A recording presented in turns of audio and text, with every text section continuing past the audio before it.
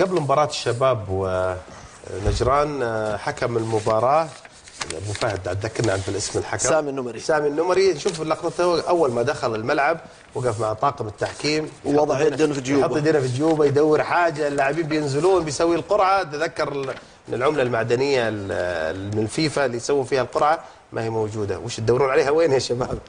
هذه خلينا نشوفها قدامنا. هذا امامنا حكم المباراه، شوف يدور والحكم ساعد. شوف قام وش في يروح يمين يسار كذا. ايوه لا هي الرابعه خالد الطريس راح يجيب له النص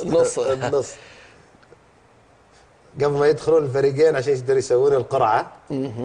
هو عموما الحكم قد تكون سقطت منه وهو داخل الملعب زميل وليد. طيب يعني جيبه مخروم، انت لا تقعد خلاص لازم تلاقي له مبرر العمليه. طيب يعني. عموما يعني هذا كما يقال باب النجار مخلع.